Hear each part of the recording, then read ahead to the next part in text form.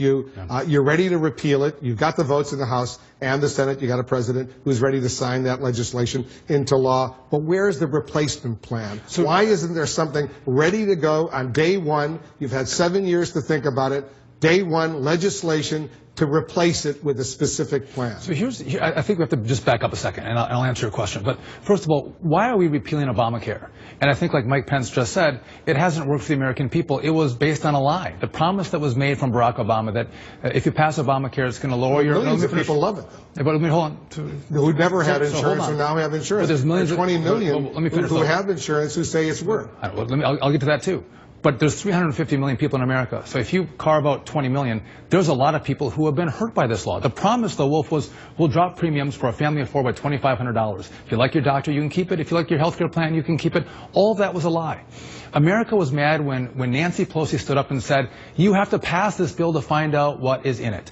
If you're going to redo health care, which we are, you want to have a great American conversation. Americans should see, what does patient-centered health care look like? They should have hearings. They should be able to come to town halls. You're just starting. Is that what you're saying? You're going to have hearings? So that's going to go on for a year or two? No. So what we're going to do is we're going to repeal Obamacare. Without a replacement plan ready to go? With an effective date in the future. What does that mean? What does that mean? So we're going to repeal hopefully by the 20th of February, right? So a month after the president is sworn in. That's right. But the effective date of that repeal will be some point into the future, so we can take that like time. A year down the road? It could be or 8, 2 years it could be down 8 the road? months, or it could be a year. I would hope that we do it by the end of 2017. In the next year, we get it done.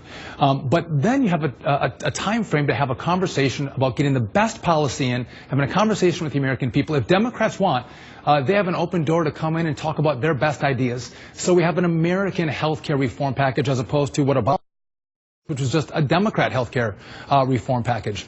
If they want to take the opportunity, we can all have this conversation to make health care work for the American people. Drive down prices, offer more choices, and let you be in charge of your health care instead of bureaucrats in Washington. You're a vice chair of the Trump transition. So what I hear you saying is by February 20th, a month into the new administration, it will be repealed in the House and the Senate. The president will sign that piece of legislation into law. That piece of legislation will then say a new plan will be ready to go by the end of the year. The effective date of the repeal will be a point in the future.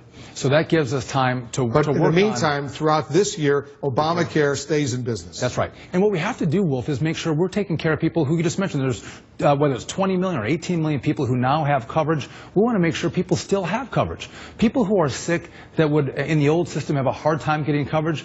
If you have a pre-existing condition, we want you to be able to get coverage. In Wisconsin, we had a great system, high-risk pools that worked. We want to make sure we take care of people, as Mr. Trump said and Mr. Ryan said. You don't want to pull the rug out from under people and their health care, but we also have to fix it. We have run, as you mentioned, for 6 years, 7 years on Obamacare, and we have decimated Democrats. America doesn't like this bill. Ask Hillary Clinton, ask Russ Feingold, who ran in Wisconsin. They lost because of the Affordable Care Act and how it's punished people. In my district, I have a rural set of counties. They have one choice for health care. This isn't working for them. So let's come together as Americans. We don't have to just say Obamacare is the only way you can do it if it's not working for people. Let's take the good. But let's look at the bad and the ugly and fix that. But can't you just take the law as it is right now, Obamacare, and fix it, make it better without repealing it? Well, I think it's so dysfunctional. I think the better pathway is to say, let's take the better options and items out of the Affordable Care Act, the things that actually work for people, and we can plug that into a new bill. But if you have a health care plan that empowers bureaucrats over your health care, that's different than you family being in charge of your health care. So you might have to scrap the way this system is set up, but take the best principles and plug them into the new plan. I hope that Democrats will join Republicans and we can work together on this. What I've heard from your interviews is it doesn't seem like they're going to help fix health care. They're going to play politics with it, which I think is too bad. You heard Chuck Schumer, what he had to say, the Democratic